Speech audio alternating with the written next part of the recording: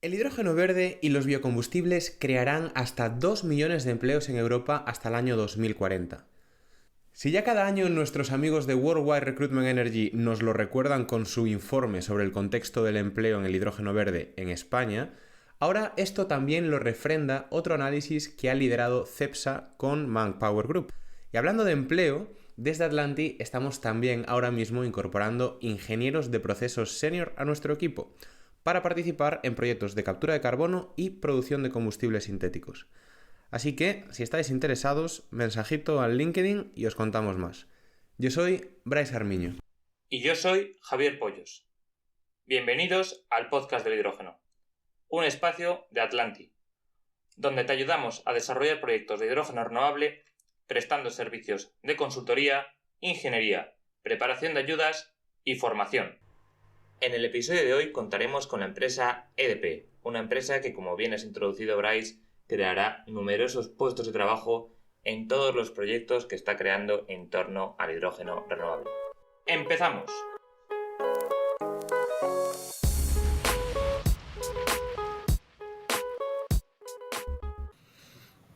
Tenemos hoy la suerte de contar con Rafa Cabañeros, director de proyectos de hidrógeno en EDP Renovables. Rafa, muchas gracias por estar con nosotros en el podcast del hidrógeno. Hola Bryce, muchas gracias a vosotros por la invitación. Es un placer siempre que contéis con nosotros, en particular que nos hayáis avisado para poder exponer pues cómo es el estatus de nuestros proyectos de hidrógeno en España, ¿no? Concretamente. Y bueno, pues a vuestra disposición para comentar lo que queráis, por supuesto. Encantados de que estés aquí con nosotros, Rafa, compartiendo este espacio. Lo que nos gustaría comenzar es primero que te presentaras tanto a ti como a la compañía EDP Renovables para aquellos que quieran conoceros. Bueno, muchas gracias. Sí, creo que es bueno empezar por el ámbito de la compañía. EDP Renovables es una multinacional. Es una multinacional que, pues, desde Portugal, pues inició sus andaduras hace ya más de 40 años y que, bueno, pues que ha ido creciendo. Y, por ejemplo, pues yo inicialmente pertenecía a una compañía en Asturias que era Hidroeléctrica del Cantábrico, que ya tiene más de 100 años y fue adquirida por EDP en general, ¿no? EDP ha ido evolucionando y creó en su momento una división de renovables, EDP Renovables, con el objetivo de ir desarrollando un portfolio renovable. Tal es así que con el paso de los años EDP Renovables es más del 80% de la compañía y aspira a ser, pues en 2025, una compañía totalmente libre de usar carbón, es decir, de lo que es combustión con carbón en centrales, y en 2030 ya 100% renovable, ¿no? Esos son los objetivos de macro de la compañía. En este momento pues hay más de 15 gigavatios ya en explotación de lo que es energía renovable y, bueno, con la aspiración de, bueno, estar en el entorno de los 20-25 gigavatios pues en eso, 2030, 2040. Como digo, compañía a nivel mundial, con desarrollos pues no solo en España, Portugal, sino también pues en zona de Estados Unidos, con base en Houston, zona de Asia Pacífica, con base en Singapur, y después otros centros locales pues en Francia, Polonia, Italia, Alemania, etcétera. Desde ese punto de vista, lógicamente, el principal desarrollo de EDP Renovables pues, ha sido la tecnología inicialmente solar, una fuerte presencia eólica, después con un desarrollo de lo que es el viento, y a partir de ahí pues el desarrollo de una joint venture en 50-50 con Engie, en una empresa que se llama Ocean Winds, ¿no? En la cual se basa el desarrollo de energía offshore, ¿no? Hace aproximadamente 3 años, a principios de 2021, concretamente pues en febrero de 2021, la compañía decidió apostar fuertemente por el hidrógeno y en ese sentido pues creó una unidad de hidrógeno multigeografía, ¿no? Frente a esa unidad de hidrógeno multigeografía está Anaquelas, con 3 geografías en principio. Una geografía España, a la cargo de la cual estoy yo, para Proyectos España, una geografía para Portugal, Brasil y una geografía para Estados Unidos. Lógicamente, en función del desarrollo de proyectos en otras geografías, pues esto idea de ir ampliándolo, ¿no? Aparte de esa, digamos, estructura a nivel de lo que es las geografías, pues lógicamente hay un centro soporte para el desarrollo de los proyectos a nivel de ingeniería, de hidrógeno, a nivel de lo que es M&A, es decir, para socios y fusiones y adquisiciones, y a nivel de lo que es estrategia y originación, Strategy and Origination, que dan soporte transversal a todas las compañías y también tenemos lógicamente un área de compras. Con eso quiero decir que en este momento casi hay pues un volumen de personal muy importante desarrollando proyectos a lo largo de todo el mundo y bueno, pues yo tengo la suerte de tener un equipo en España para avanzar en el desarrollo de los proyectos de España, lógicamente con el soporte de toda esta unidad y lógicamente siempre bajo la estructuración de criterios uniformes para toda la compañía, ¿no? Y es ese sentido, ¿no? Estupendo. ¿Cuándo dices que se formó la unidad de hidrógeno? ¿Que lo has comentado? A principios de 2021, concretamente pues en febrero de 2021, y yo me incorporé ya como director de la parte de proyectos de España pues en abril de 2021 en la compañía. Hasta entonces yo había venido desarrollando labores dentro de España en el sector, por decirlo así, clásico. Yo pues fui el director de la central térmica de Aboño, el director de la central térmica de Soto de Ribera, también fui administrador de la central nuclear de Trillo, de la central de tiro combinado del COGAS. Es decir, que tenía un bagaje bastante importante en lo que eran tecnologías, lo que llamábamos clásicas, aunque hoy les gusta más decir tecnologías sucias, pero bueno, sí es verdad que en ese sentido yo tenía bastante bagaje de operación, mantenimiento y lo que era explotación de plantas. Y en este momento, pues la empresa EDP consideró oportuno, pues dentro de la creación de esta unidad de negocio dentro de Pernolas Hidrógeno, pues que yo asumiera las competencias para la dirección de los proyectos de hidrógeno en España, ¿no?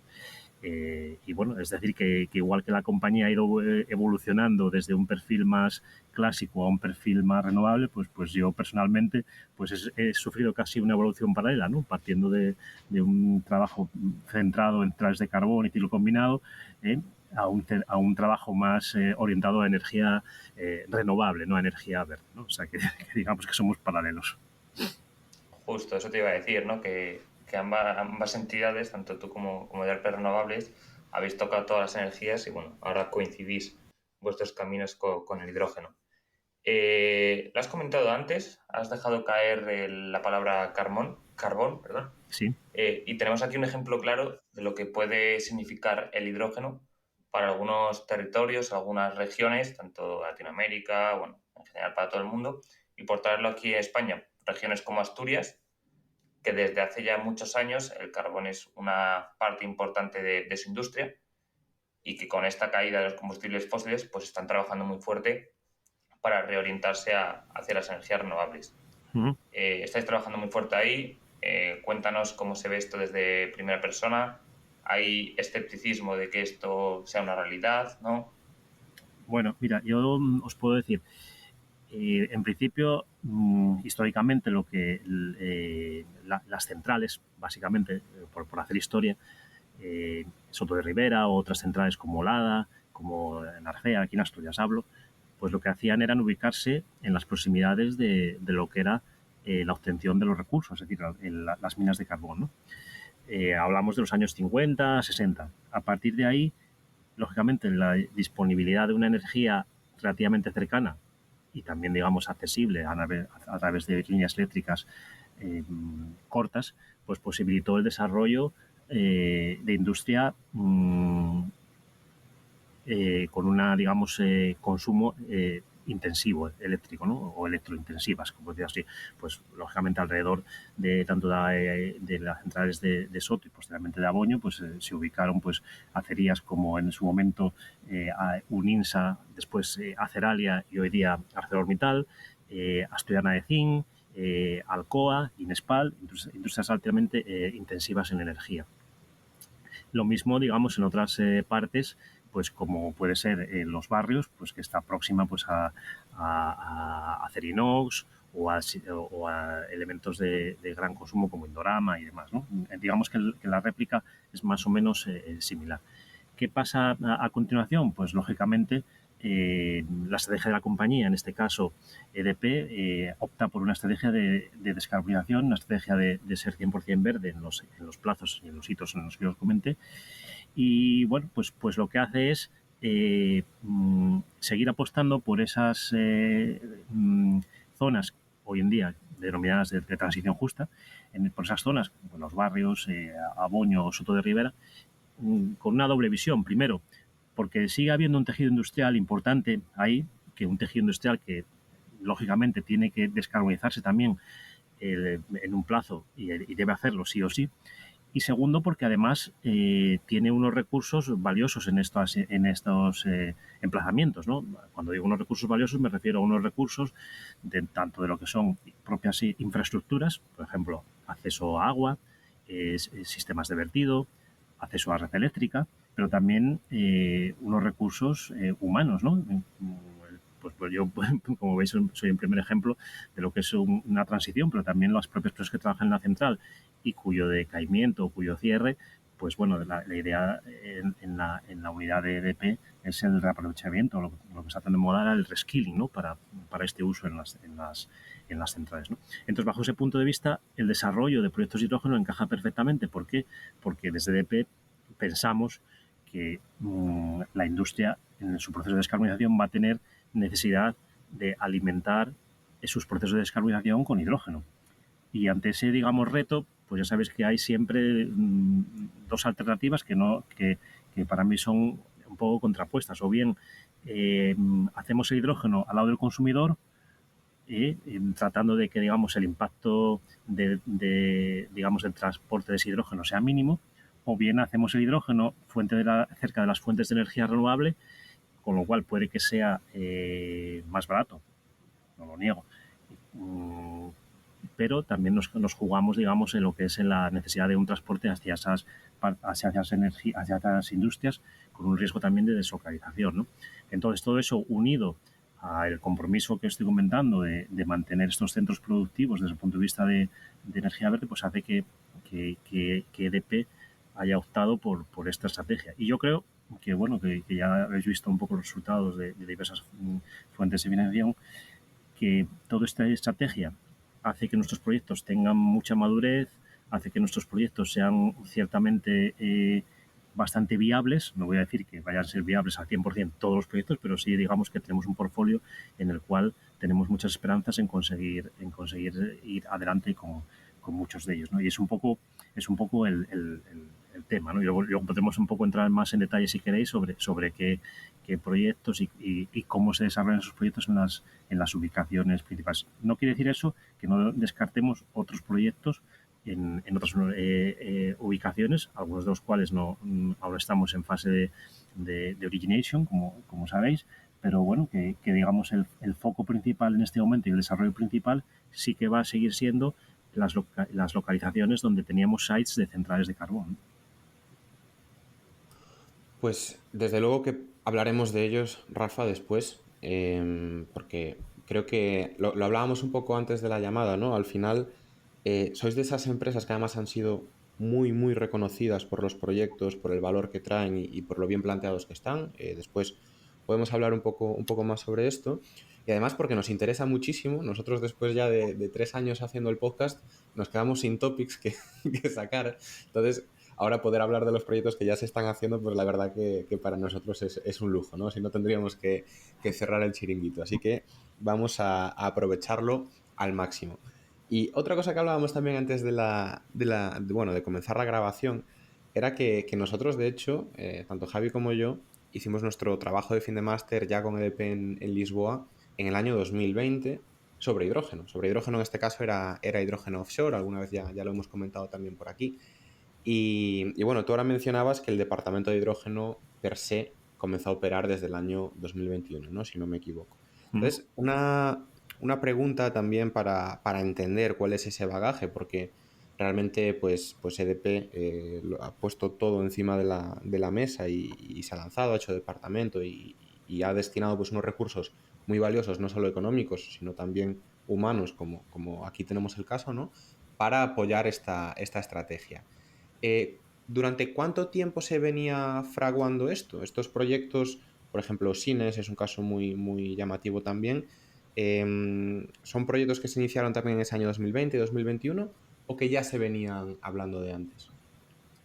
Bueno, en EDP lo que existía en su momento era un área de EDP Innovación, o EDP Inovação, ¿no? En portugués. Y en ese área, digamos, era donde estaban enmarcados el desarrollo de los proyectos y otros también diferentes proyectos, como el que habéis oído hablar seguramente de Alqueva, de un proyecto solar en una presa, ¿no? Entonces, bueno, yo creo que, y esto ya lo desconozco porque yo en ese momento estaba más preocupado de quemar gases de horno alto en Aboño que del hidrógeno. En ese momento, pues la empresa apostó por Sines como proyecto estratégico también porque fue una de las primeras plantas, Sines era también una central de carbón, en la cual ya se contaba con un proceso de descarbonización, es decir, con un cierre de la planta. Entonces, lógicamente, la ubicación de Sines es también muy buena porque está al lado de una refinería, porque está al lado de un puerto y demás, y se empezó a trabajar en ese proyecto desde el punto de vista del área de EDP e innovación, ¿no? A partir de ahí, pues, bueno, pues la estrategia de la compañía pues pasa por decir, oye, vamos a potenciar esto y creamos una unidad de hidrógeno prácticamente desde cero, aunque sí es verdad que aprovechando los recursos que existían, sobre todo antes comentábamos una persona, ¿no? que estaba en Sines y que bueno que se incorporó, ¿no? Y esa fue un poco el germen, ¿no? El germen, la primera planta en desarrollo que ya estaba antes de la unidad de hidrógeno era la central de Sines, de la parte de hidrógeno y digamos pero vinculada dentro de la área de innovación. A partir de, digamos, finales de 2020 se decide esta creación que se formaliza en enero, febrero de 2021 y, lógicamente, integra la parte, digamos, que ya estaba en desarrollo. Que había alguna cosa en Portugal, pues, lógicamente como Sines, pero también teníamos alguna cosa ya en desarrollo en España, de las cuales luego podemos hablar, ¿no? Concretamente en la parte de Teruel, que también integramos en nuestro departamento, aunque estaba desarrollándose pues en el área de renovables España, ¿no? Eso quiere decir que, bueno, que la idea, lógicamente, era apostar por un crecimiento de la compañía integrado y, bueno, pues lo que eran las unidades o los desarrollos que estaban llevándose a cabo en hidrógeno, pues integrarlos en esta nueva unidad de negocio, ¿no? Fantástico. Pues antes lo comentabas también, Rafa. La estrategia ha sido muy clara desde el principio y eso os ha permitido, pues oye, también centraros y atacar esos puntos fuertes que teníais. Te voy a hacer, aquí tenía dos preguntas separadas, pero te las voy a hacer las dos en uno porque yo creo que parcialmente ya las has ido respondiendo.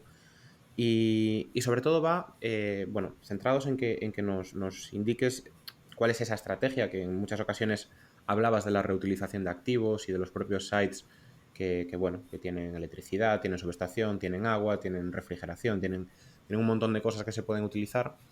Y también después reflexionar un poco, si puedes hacer una reflexión sobre esos puntos fuertes que como compañía, y luego vamos a volver sobre esto, porque yo creo que aquí sobre todo vuestro desarrollo tan potente de renovables puede ser un punto a favor muy, muy grande, pues si nos puedes, ya digamos en una única respuesta, resumir, ¿no? Esa estrategia de la compañía, hacia dónde van los tiros, qué tipo de proyectos, tamaños, sectores y también qué puntos fuertes tiene EDP como gran utility, sobre todo gran utility que ha tomado la decisión de irse hacia las renovables, pues qué puntos fuertes puede tener para sostener esta estrategia.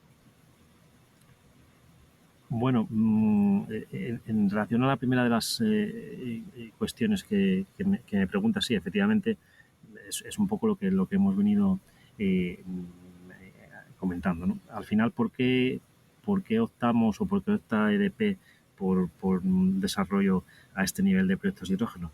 Pues lógicamente, primero porque es un compromiso accionarial, es la primera de las cosas. Segundo, porque es una apuesta estratégica que está, digamos, dentro de lo que es el ámbito de la compañía y en ese, digamos, ámbito de lo que es la compañía, pues una de las líneas estratégicas es el desarrollo de proyectos de hidrógeno. Antes no lo comenté, pero bueno, el objetivo es hasta un desarrollo de 2 gigavatios en el entorno de 2030, ¿no? O sea, que eso es un poco el objetivo macro, ¿no? De 2 gigavatios de hidrógeno, ¿no?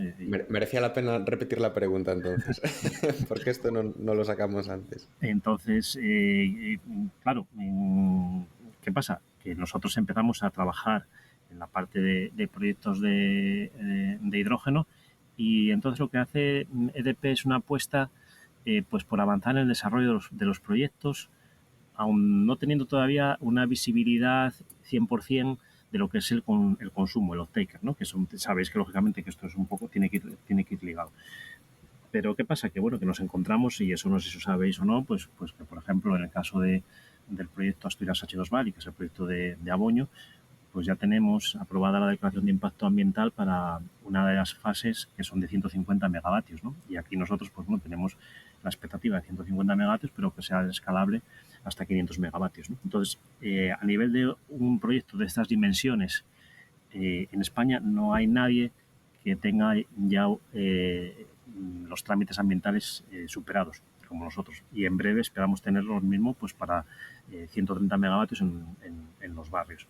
¿Por qué esa estrategia de ir a esas potencias y demás? Porque, bueno, la compañía, ya digo que apuesta estratégicamente por eso, pero dentro de un marco siempre de negocio.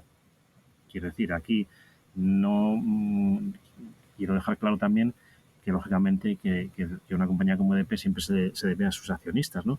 Pero ¿qué es lo que pasa? Que entiende que el hidrógeno es un negocio de futuro, ¿no? Es una apuesta renovable, que eso es estrategia, pero también es un negocio de futuro. Entonces, el avanzar en los proyectos en este momento es una estrategia de posicionamiento. Posicionarse en una situación en la cual tus proyectos están más avanzados que la competencia, pues te da una ventaja.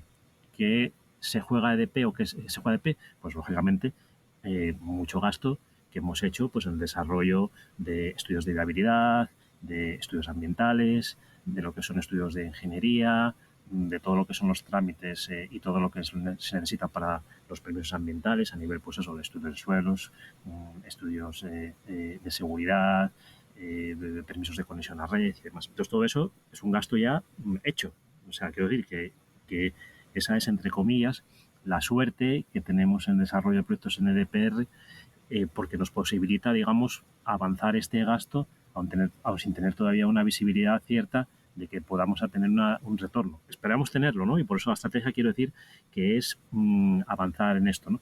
Claro, todo eso lo unes y lo que te hace es que tu proyecto sea muy maduro en cuanto a desarrollo. Entonces, con eso, tú lo sumas a que tienes definidas una serie de infraestructuras.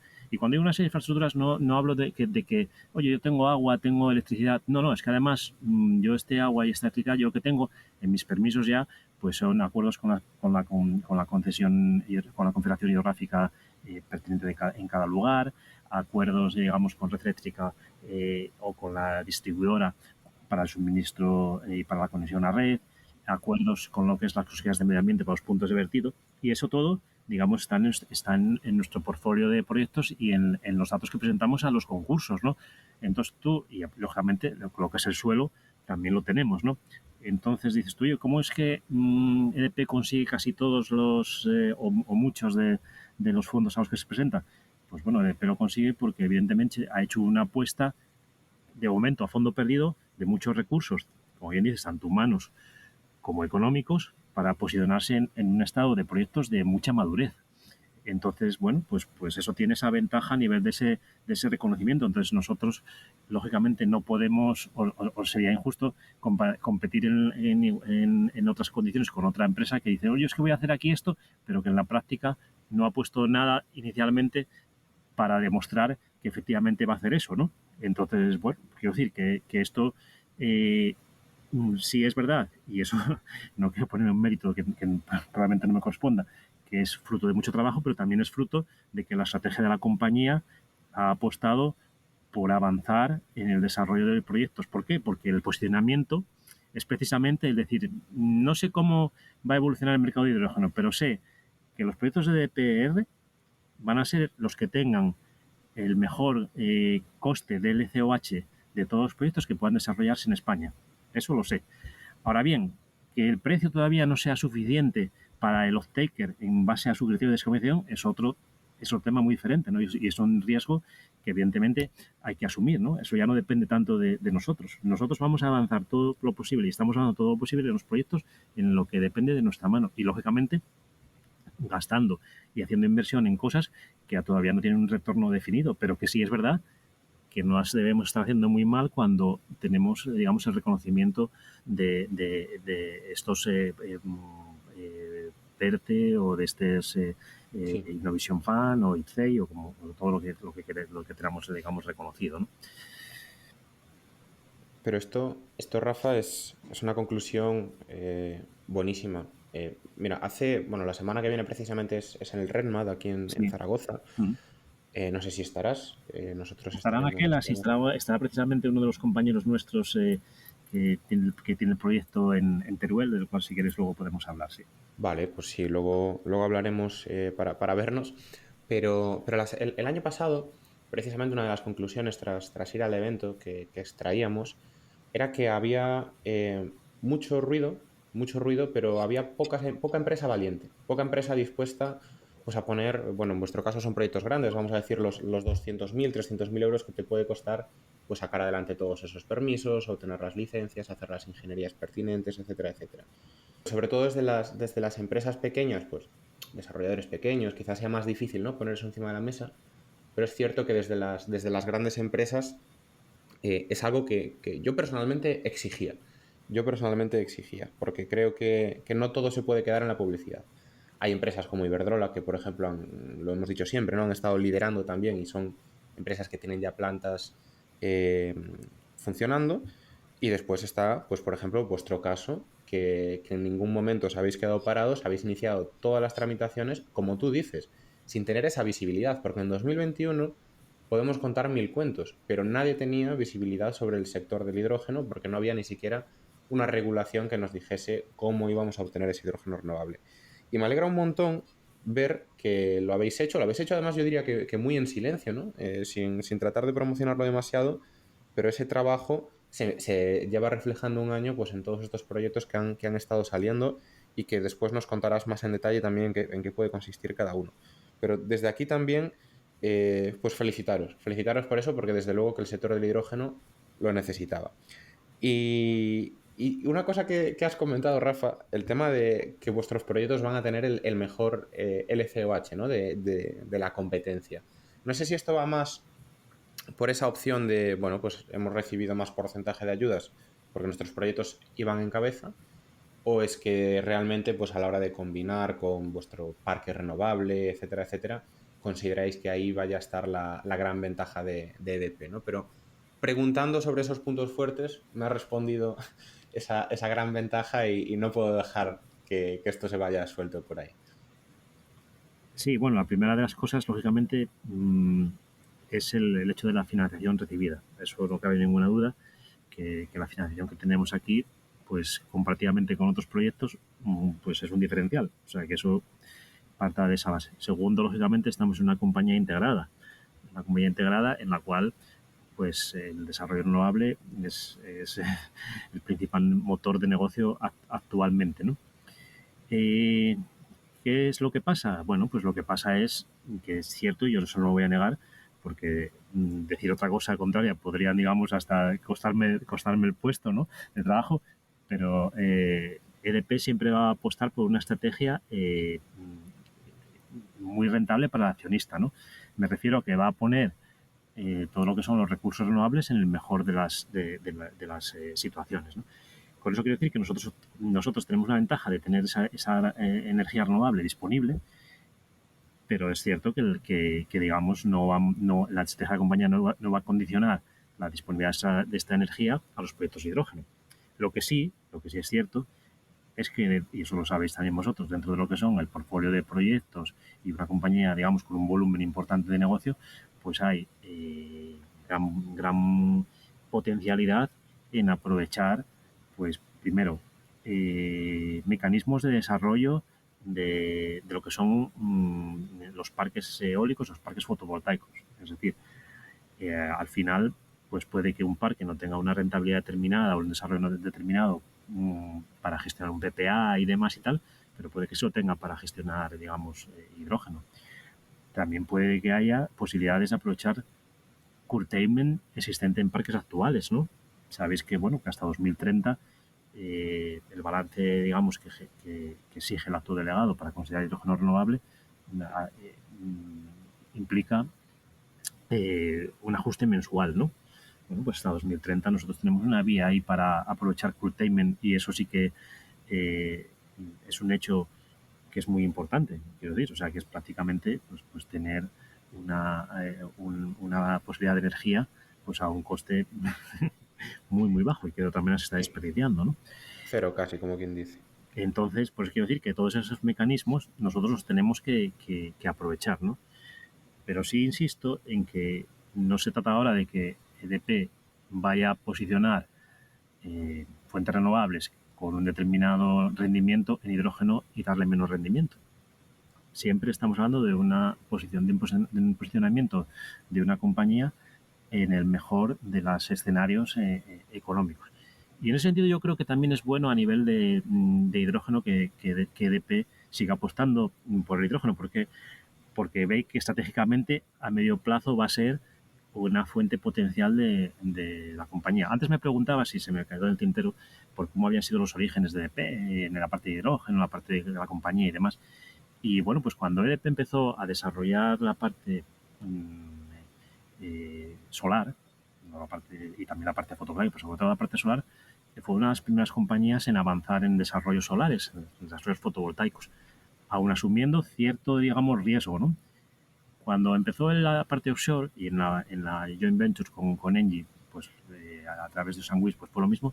En la parte offshore, pues también asumió ese, digamos, inicio estratégico con un cierto riesgo, con la intención de... Hoy en día no hay ninguna duda de que tanto la parte fotovoltaica como la parte offshore son partes de la compañía que están dando un alto retorno y una alta rentabilidad, ¿no? Entonces, bueno, todo lo que estudiamos en las escuelas de negocios, que tú tienes que tener un portfolio en el cual tengas productos maduros, tengas, ¿no? Ya sabéis a qué me refiero, ¿no? Con el esquema con los diversos animales, ¿no? Ya sabéis a qué me refiero.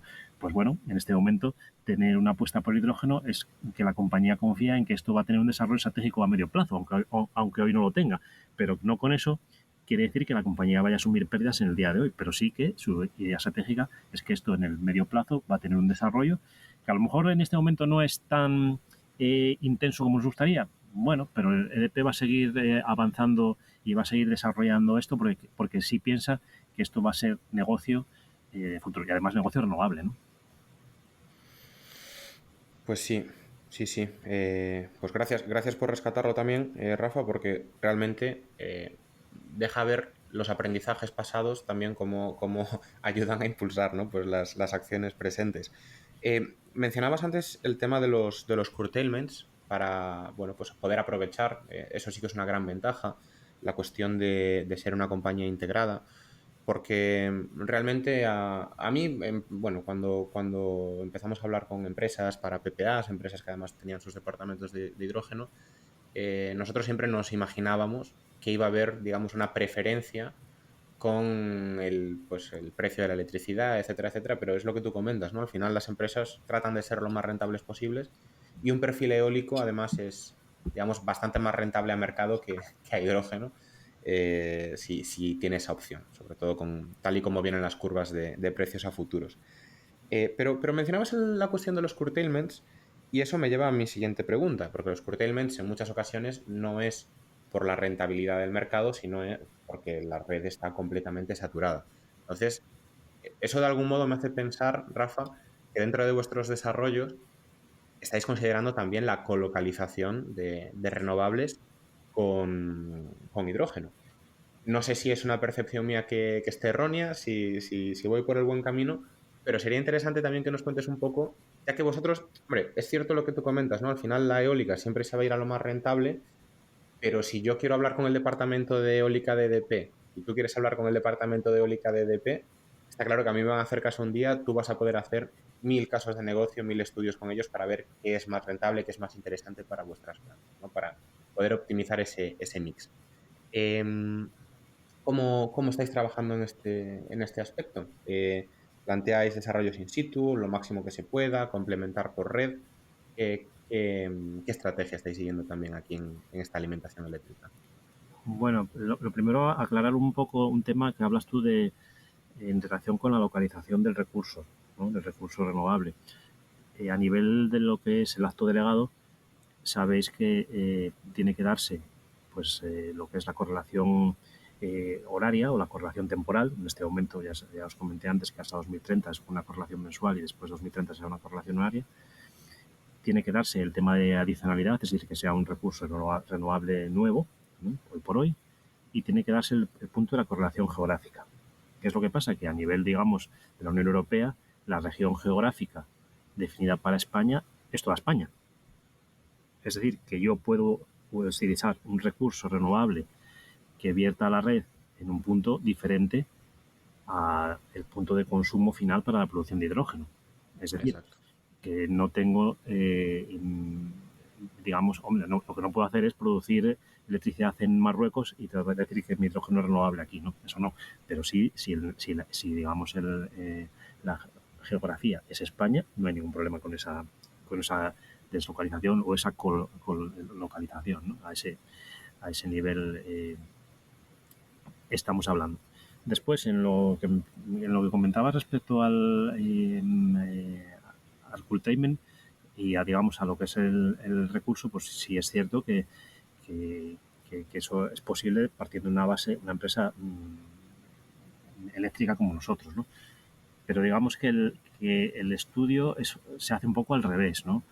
Tú lo primero que tienes que hacer una vez que avanzas con tu proyecto, y nosotros cuando hemos avanzado con estos proyectos, es porque tenemos, digamos, una visibilidad a un cierto medio plazo con off-takers, ¿no? Entonces, a partir de esas, porque la diferencia básica de un proyecto de hidrógeno a un proyecto eléctrico y demás es que todavía no hay una red desarrollada. Si nosotros tuviésemos, de repente nos dijésemos, oye, hay una red de hidrógeno infinita en la cual tú viertes ahí como si fuera la red eléctrica y otros cogen y demás, eso estaba muy fácil, ¿no? Ahora mismo cualquier proyecto lo que tiene que tener es la contraparte de los takers. Entonces, ¿qué es lo primero que hay que hacer? Pues lo primero que hay que hacer es, en base a los consumos de tus off-takers, definir cuál es tu perfil de producción. Con ese perfil de producción vas a necesitar un perfil de demanda o un perfil de suministro eléctrico. ¿Cómo lo tienes que complementar? Lo tienes que complementar en base a que tengas unas posibilidades de almacenamiento eléctrico previas o unas posibilidades de almacenamiento a nivel de hidrógeno posterior al proyecto. Pero supongamos que en el caso más sencillo no tengas ni baterías eléctricas ni tengas almacenamiento de hidrógeno. Entonces tú tienes que definir una estrategia de alimentación de red que sea totalmente coherente con el perfil de demanda que se requiere para tu off-taker, porque esa es la base, digamos, de rentabilidad del proyecto, ¿no? Entonces, a partir de ese perfil de demanda es donde entran nuestros compañeros de DPR, ¿no?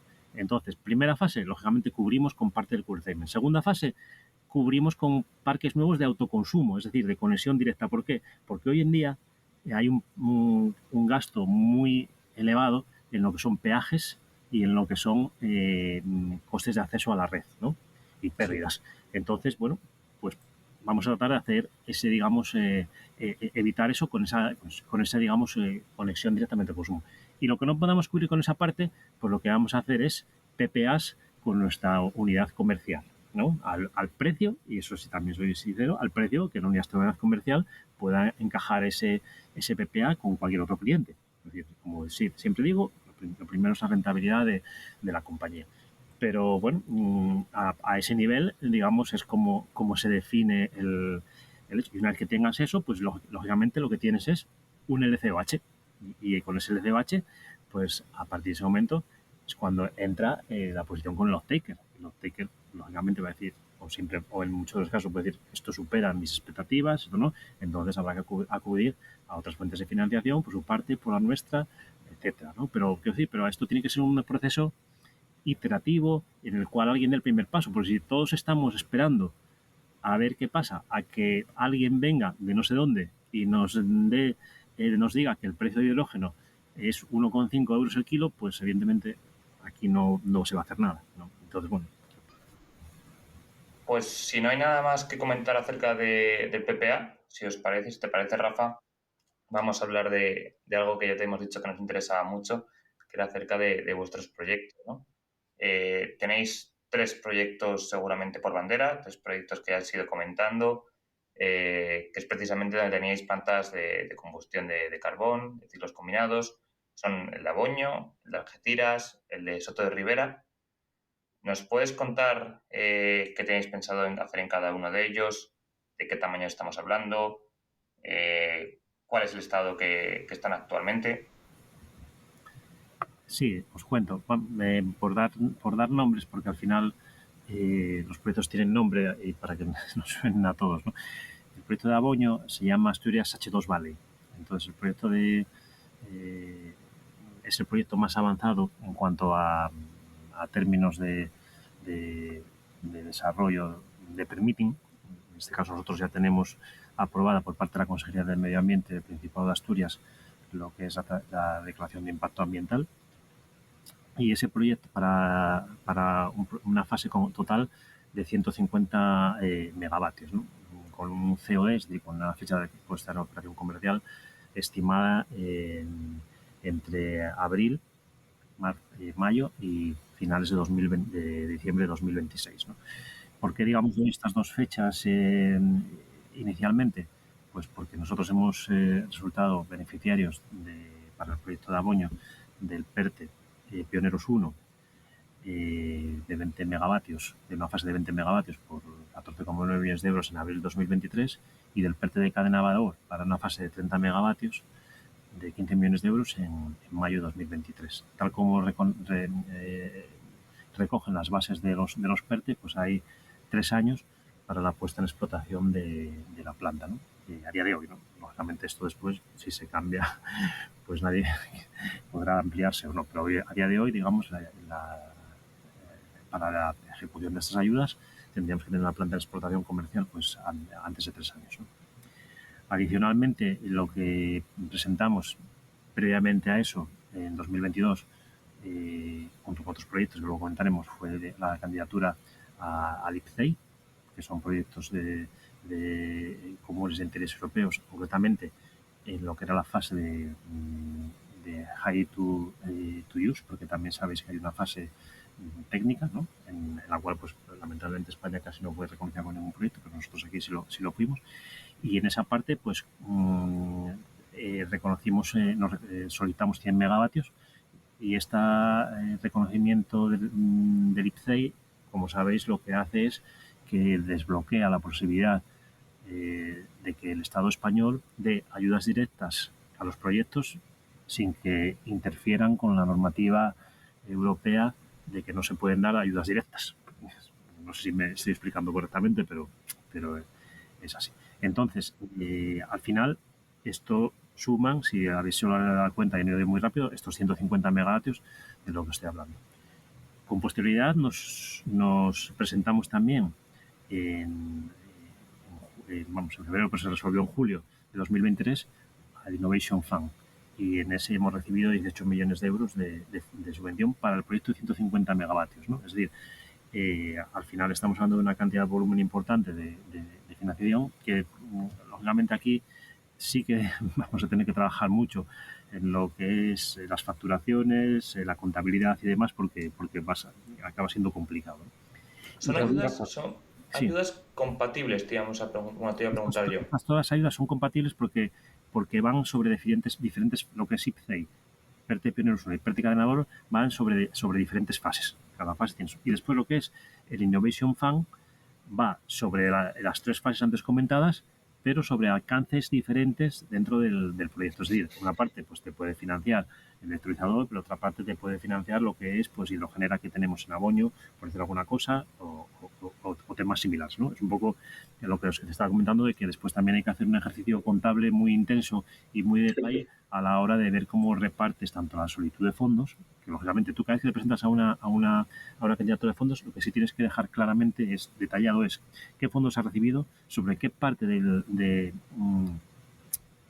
la planta estás pidiendo esos fondos y sobre qué parte de la planta ya tiene esos fondos autorizados, ¿no? Y entonces, bueno, pues en base a eso, pues lógicamente si tienes éxito en la convocatoria y eres creíble, eres maduro, aportas, digamos, toda la documentación y lo sabes hacer bien, pues recibes ese éxito, ¿no? Como estáis comentando. Innovation Fund, ¿Sí? ¿has dicho 8 millones? En el Innovation Fund, 18 millones.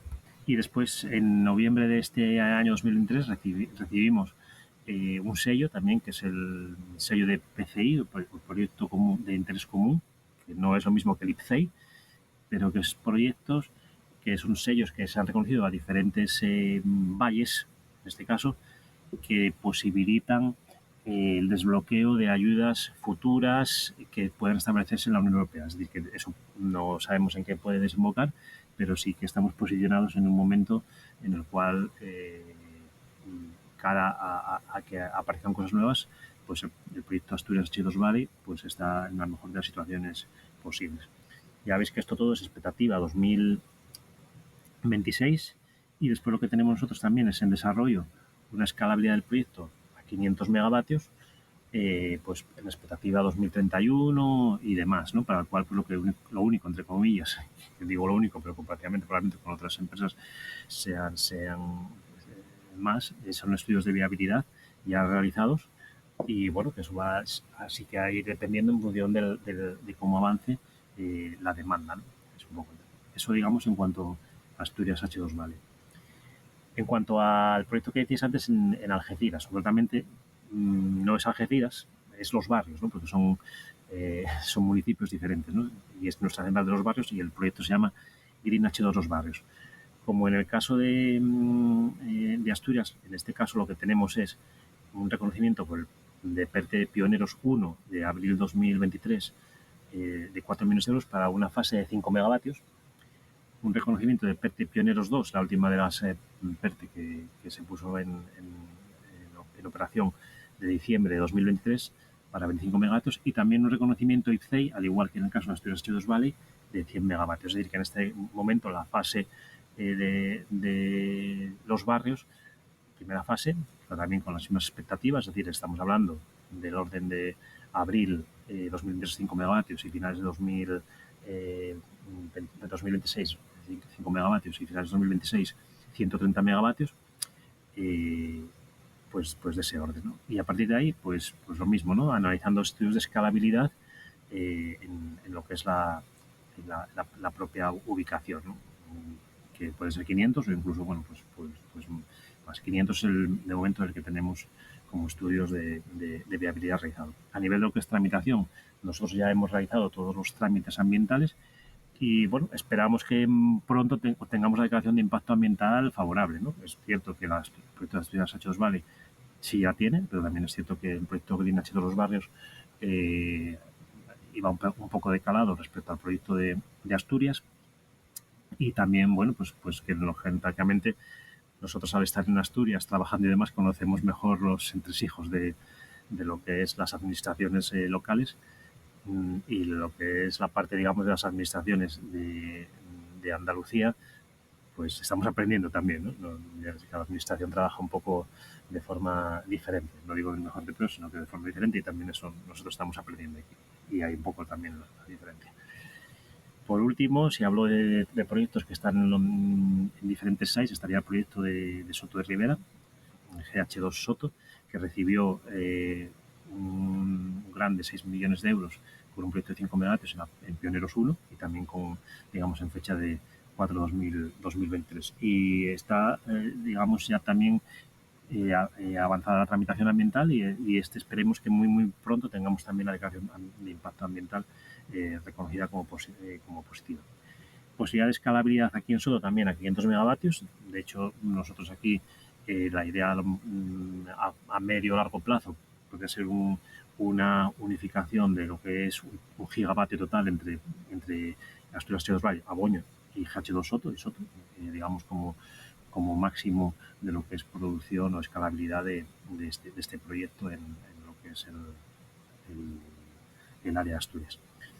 Y por último comentaros un proyecto que también tuvo reconocimiento IPCEI, que es el proyecto Veramonia en Teruel, ya que estáis vosotros próximos, en el cual pues bueno, estamos desarrollando una sociedad conjuntamente con Tervalis y el proyecto es un proyecto bonito porque es el diseño de un proyecto de una planta de 25 megavatios, yo que tuvo reconocimiento IPCEI también en septiembre de 2022 y a partir de ahí alimentar, digamos, a un Haber-Bosch para producción de amoníaco que usaría en su totalidad Tervalis para la producción de un fertilizante verde, ¿no?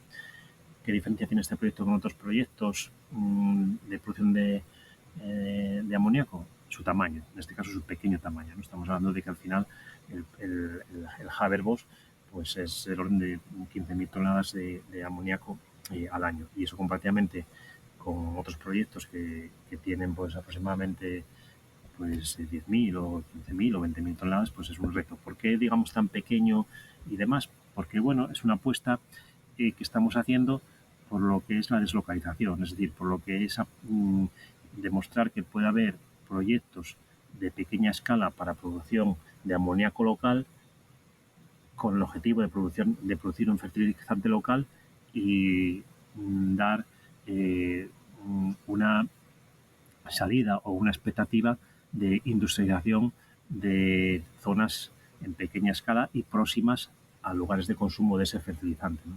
Es un poco el objetivo del proyecto. Y aquí, Rafa, ¿realmente habéis visto que los números puedan salir rentables? Aquí los números salen mal. Aquí los números salen de momento mal, o por lo menos a día de hoy salen mal. ¿Por qué salen mal? Porque todavía no existe una...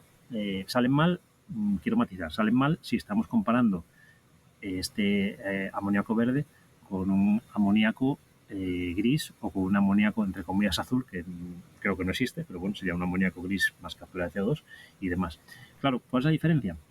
Que al final hay que definir una regulación para este amoníaco verde y, lógicamente, para la obtención de un amoníaco verde cuyo valor final o cuyo, más que valor, cuya percepción final o cuyo método valuable para el consumidor es que tú te vas a comer un calabacín y que tengas toda la trazabilidad de que ese calabacín ha sido producido con un fertilizante verde, a su vez producto de un amoníaco verde, producto de un hidrógeno verde, ¿no? Entonces, claro, toda esa trazabilidad es lo que tiene, digamos, o que debería tener valor y reconocimiento regulatorio al final, ¿no? Hoy en día todavía no lo tiene. Hoy en día todavía no lo tiene, pues digo que, bueno, vuelve a ser otra vez un poco de apuesta a nivel de DPR de aguantar en este ámbito, ¿no? ¿Tiene que caminar hacia ahí? Bueno, pues yo creo que va a ser un tema muy de educación de todos, ¿no? Y yo, bueno, pues ahora mismo sí es verdad que hay muchos productos bio y no sé qué, pero al final muchas veces los fertilizantes que se están usando pues proceden de una fuente que no es renovable. Entonces, bueno, pues eso debe tener un valor, ¿no? Siempre estamos hablando de fertilizantes, no estamos hablando, lógicamente, de producción de amoníaco para combustible, que sea la otra posibilidad de hacer, digamos, amoníaco, ¿no? Entonces, bueno, es un negocio y es un proyecto en el cual el mundo en general deberá ir caminando, ¿no? Si queremos de verdad creer en una descarbonización, ¿no? Descarbonización no solo es llevar un coche eléctrico, sino probablemente que todos los consumos que hagamos procedan de fuentes totalmente descarbonizadas. Muy, muy interesante. Oye, enhorabuena por esas múltiples ayudas y subvenciones que no dejan de ser un reconocimiento a proyectos bueno, que tienen mucho sentido y que van a ser rentables y son realistas. También te queríamos preguntar por las tecnologías que usáis en estos proyectos. ¿Son proyectos de varias fases? ¿Utilizáis siempre la misma tecnología? ¿Los planteáis de la misma forma? ¿Cada fase es diferente? ¿Tecnología PEM? ¿Tecnología alcalina? Bueno, como principio general, y yo supongo que eso lo estáis viendo un poco a la hora de ver cómo es EDPR. EDPR es una compañía que tiene unos principios muy sólidos en cuanto a gestión del riesgo, ¿no? En ese sentido, quiero decir que en todas nuestras tramitaciones ambientales están hechas bajo unos modelos de ingeniería en la cual el electrolizador es siempre alcalino. ¿Por qué? Porque es el electrolizador con más impacto ambiental. Entonces, bajo ese, digamos, modelo de electrolizador, nosotros tenemos que gestionar, lógicamente, un electrolito, normalmente es KOH, como sabéis. Esa gestión del electrolito pues, va a tener pues, tanto una gestión de lo que son los elementos que se necesitan para producirlo, como los vertidos que se produzcan de su uso, como los vertidos que se puedan producir o la gestión que se pueda producir una vez que el electrolito tenga agotamiento o sea, digamos, necesario su reciclaje.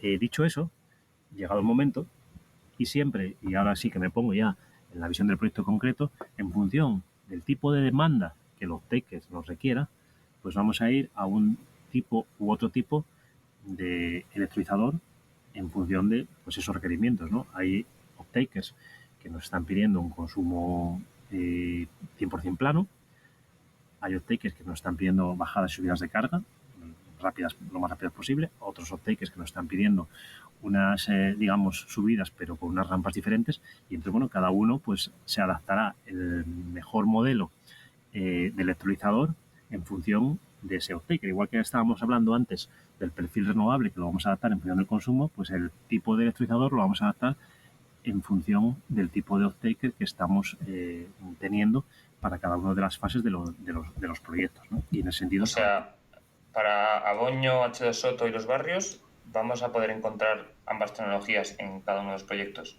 Sí, sí, vais a poder encontrar ambas tecnologías en cada uno de los proyectos porque al final va a depender de lo que requiera el off-taker, ¿no? Que eso es otra de las cosas que nosotros también tenemos claro, ¿no? En el sentido de que cuando estamos hablando con un off-taker, primero tú le estás dando un precio, pero desde EDP lo que tenemos que garantizar es que EDP sigue siendo una empresa confiable en tanto en cuanto nosotros vamos a tener una garantía de suministro de ese hidrógeno, porque esto es muy importante. Y todavía no estamos hablando de eso a nivel, porque estamos lejos, ¿no? Pero se hablará, ¿no? Y llegará el momento en el cual haya compañías que hayan apostado por tecnologías, por el tipo de electrolizadores, por tipos de proyectos que no sean, no tengan la alta disponibilidad que viene teniendo EDP en sus instalaciones. Y ya, esto hablo de un tema histórico, hablo de un tema de centrales de carbono, de ciclo combinado y demás. Cuando yo estaba en la central de ciclo combinado y era el director de la central de ciclo combinado de Soto de Rivera, por poneros un ejemplo, pues podríamos haber optado por una configuración en la cual hubiera una única bomba de agua de alimentación. ¿Qué pasa? Que si te falla esa bomba de agua de alimentación se viene abajo el grupo. Optamos por una configuración con doble bomba de agua de alimentación de cada una del 100%. ¿Por qué? Porque eso da mayor fiabilidad. ¿El proyecto es más caro? Sí. ¿A medio plazo es más consistente y va a ser más rentable? Se demostró que sí, porque nosotros optamos a los nichos de mercado en los cuales la disponibilidad y la rapidez y la garantía era un plus, ¿no? Y en ese sentido, pues la planta y las plantas que tenemos de DP en todos los casos, pues tienen una disponibilidad mucho más alta que el resto del sector. ¿Y eso que al final en qué se traduce? En que tú tengas un mayor retorno, ¿no? Entonces no es el hecho tanto en sí, y vuelvo un poco a la estrategia macro de la compañía, ¿no? Y lo que es la estrategia, digamos, histórica, ¿no? No es que digas tú, bueno, es que yo voy a poner esto en contra de un negocio y gasto lo más posible. No, es que yo voy a poner esto y voy a definir esta estrategia porque a medio plazo estoy convencido de que voy a tener un mayor retorno para el accionista, un mayor retorno para la compañía, ¿no? Y es un poco el ejemplo en el que estamos viendo también de los proyectos de hidrógeno. Partir siempre de lo que son las necesidades del off-taker, darle el mejor precio, pero también darle la mejor disponibilidad, lógicamente la mejor calidad en cuanto a hidrógeno, porque hay determinados procesos que requieren una pureza determinada y que algunos electrolizadores pues no llegan a esa pureza. La presión también es un valor muy importante. En algunos off-takers, por ejemplo, lo que es el suministro de oxígeno. Todo ese tipo de cosas tienen que ir, digamos, muy vinculadas a lo que es el proyecto, ¿no? Aquí lo que se trata, y eso ya es un poco estrategia general, es que tú hagas una unión firme con el off-taker en cuanto a lo que es el desarrollo futuro del proyecto, ¿no? Y en el que cubres las necesidades de ese off-taker. ¿Qué te posibilita eso? Una palabra muy importante que es la fidelización. Entonces, si tú partes de un proceso de transparencia con el off-taker, vas a tener seguro un proceso de fidelización con el mismo a futuro. ¿Y en qué se te va a traducir eso? Pues en una rentabilidad y un beneficio para ambas partes, ¿no? Sí, totalmente entendible. Yo la última pregunta que tenía era, aprovechando ya que estamos en enero y que hace poco vino Enagas también al podcast y que publicará los resultados de la Call for Interest con el diseño, ¿no?, de la red troncal de hidrógeno, es si vuestros proyectos o si vuestra estrategia también está orientado un poco a que se haga esta red, a utilizar esta red troncal de hidrógeno renovable. Bueno, nosotros ahí, sabes que en Agas lanzó una Call of Interest para desarrolladores, ¿no? Y nosotros como EDPR firmamos esa Call of Interest, es decir, rotundamente sí, ¿no? O sea, más claro no se puede ser cuando EDP firma eso, ¿no? Y quiero decir, hasta ahí, quiero decir, a nivel de mi opinión particular, creo que se dejó traducir en el ámbito de la conversación, ¿no? Al final, si disponemos de una red mallada y lo más, digamos, estructurada y de mayor alcance posible, es mejor para todos. No quiero entrar con eso en que tenga que ser necesariamente una red de transporte desarrollada 100% por Enagas y demás. No estoy hablando tanto de eso, sino del hecho de que es muy importante potenciar el desarrollo de esas infraestructuras y que hay una labor muy importante a nivel de lo que es la regulación, a nivel de lo que es la administración, para posibilitar el desarrollo de estas redes. Y hay un vacío ahí importante regulatorio, porque ahora mismo el desarrollo de estas redes pues se está haciendo en base a los principios que hay para el desarrollo de redes de gas natural. Y esto no es gas natural. Y esto tiene unos condicionantes muy diferentes a lo que es el gas natural. ¿Que tiene parecido a lo que hubo en el gas natural hace 20 años? Probablemente lo sea, pero no tiene parecido con lo que es el desarrollo del gas natural en la actualidad. Son cosas diferentes. Entonces hay un vacío ahí que hay que potenciar. Evidentemente, insisto, EDP ha firmado el acuerdo de interés de Nagas y, lógicamente, eso significa que está de acuerdo en avanzar en el desarrollo de una red troncal para transporte de hidrógeno, pero es muy importante que también se avance en el desarrollo de las redes de distribución y en el mallado lo mayor parte posible que permita la conexión entre centros de producción y centros de consumo de hidrógeno. Pues ahí tenéis el ejemplo de Alemania. En Alemania pues se ha aprobado ya una red muy potente para el desarrollo en 2024 de esta red, ¿no? Y contando pues con grandes proveedores, contando con suministros, digamos, en frontera, etcétera, ¿no? Y bueno, pues es un ejemplo que podemos seguir, ¿no? Estupendo. Pues ya para acabar, Rafa, muy interesante todo lo que nos has contado. Simplemente te queríamos pedir que nos opinaras sobre cuál es tu futuro o soñado con respecto al sector del hidrógeno en los próximos años, qué esperas de él, siendo, ¿por qué no?, optimista con todo lo que estamos viviendo. Bueno, vamos a ver, yo no me gusta hablar en términos de soñar o de expectativas, más yo creo que lo que tenemos que hacer es trabajar desde todos los puntos de vista en la confianza de que el hidrógeno tiene que ser el elemento más importante para descarbonizar los procesos que no tienen otro medio para ser descarbonizados. Y yo creo que hay que ser conscientes y coherentes con todo eso, ¿no? Entonces, pensar que el hidrógeno vaya a usarse pues como alimentación principal de una turbina para generar electricidad, pensar que va a ser un elemento de calefacción en los hogares, yo eso no le veo sentido. Lo que sí le veo sentido es en elementos en los cuales en la actualidad pues el proceso se basa en la combustión de gas natural, se basa en pues el uso de mineral de hierro, de carbono para la reducción de mineral de hierro y demás, en sustituir esos elementos que generan CO2 en usos de hidrógeno. ¿Y para eso qué tiene que pasar? Pues bueno, y también lógicamente de los fertilizantes, como les comentaba. ¿Y para eso qué tiene que pasar? Pues bueno, primero que haya una concienciación global. ¿Qué es lo que pasa? Que lógicamente el ser humano y yo el primero no tenemos una concienciación global si alguien no nos explica que tengamos que tener esa concienciación, ¿no? Porque hace 10 años nadie hablaba de lo que está pasando. Entonces, primero tenemos que ser conscientes de que todo esto tiene un fin y es el fin de la discriminación y el por qué es.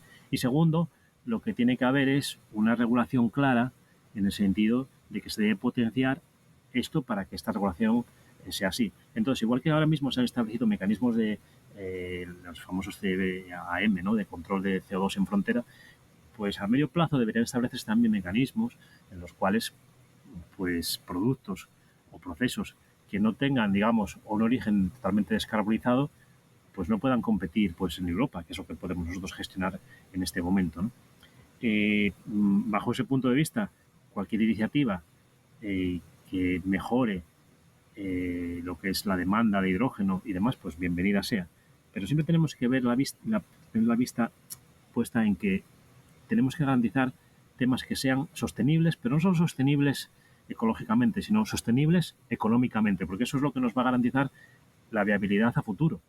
Entonces, bajo ese punto de vista, tenemos primero que estar convencidos de que hay esa sostenibilidad económica a nivel de todos los proyectos y segundo, que recibimos esa sostenibilidad pero a nivel educacional, ¿no? Y yo cuando vaya a comprar, insisto antes, en el calabacín, que sea consciente de que mi calabacín, mira, es un calabacín descarbonizado. O que sea consciente de que cuando voy a comprar mi coche, si yo compro un coche eléctrico, es un punto. Pero, ¿cómo está hecho el acero de ese coche? Por ejemplo, ¿no? Pues a lo mejor también tengo que ser consciente como consumidor o regulatoriamente tienen que explicarme o decirme o fijarse en unas condiciones para que el coche que yo estoy comprando sea 100% descarbonizado, ¿no? Porque tú ahora mismo yo estoy comprometido con ambientalmente y digo, oye, pues mira, voy a pagar un poco más por un coche eléctrico, asumo ese tal, pero tú te has planteado si ese coche eléctrico, el acero que lo está haciendo es un acero que proviene con una huella de carbono enorme o es un coche eléctrico que tiene un carbono proceso de un DRI alimentado por hidrógeno, ¿no? Por ejemplo, ¿no? Ese tipo de cosas, pues también el usuario final, la persona tiene que recibir esa educación y ser consciente de que eso es así, porque ahora mismo eso no nos lo planteamos. Entonces, esa primera de las fases, a partir de ese momento, pues ya podremos empezar a tratar de decir, oye, pues voy a hacer mi acero con que sea descarbonizado. Y entonces, sí es cierto que el acero descarbonizado es mucho más caro o es más caro que el acero normal, pero al final también es cierto que yo ahora mismo, si yo compro un coche eléctrico con un acero normal, estoy asumiendo un sobrecoste. Pues probablemente el sobrecoste que tenga un coche con acero descarbonizado sea irrelevante con el sobrecoste que estoy asumiendo ya por comprar un coche eléctrico, ¿no? Por poner un ejemplo. Sí, totalmente. Oye, pues Rafa, nada más que darte las gracias por venir aquí al podcast, por todo lo que nos has contado y desearte mucha suerte para estos 3 proyectos con tan buena pinta que nos has presentado y en general para cualquier otro desafío y reto que se os ponga por delante a los compañeros de EDP Renovables. Bueno, pues Javier y Bryce, os agradezco mucho la conversación y bueno, pues encantado de haber podido participar con vosotros y dedicar un poco de ese tiempo a unas reflexiones que muchas veces en el día a día no puedes hacer porque estás metido en la vorágine del trabajo, ¿no? No, pero son totalmente necesarias y de verdad que agradecemos muchísimo esa apertura y esa claridad en todas las explicaciones, Rafa. No hay duda de por qué os está yendo tan bien, porque tenéis todo muy claro, mucho conocimiento y esa alineación con las estrategias más globales. Y desde luego que, por favor, nos encantaría contar con vosotros a medida que estos proyectos avancen para también transmitir conocimientos y aprendizajes, ¿no? a todos nuestros oyentes, porque está claro que habéis tomado la cabeza y no creo que la vayáis a soltar, ¿no?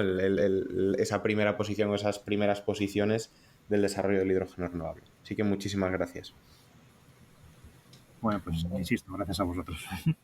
Un abrazo, Rafa. Gracias, igualmente. Y hasta aquí ha llegado el episodio de hoy, en el que hemos podido contar con la presencia de la empresa EDP Renovables, de la mano de Rafa Cabañeros, quien nos ha contado acerca de los múltiples proyectos de hidrógeno que tienen en marcha por toda la península.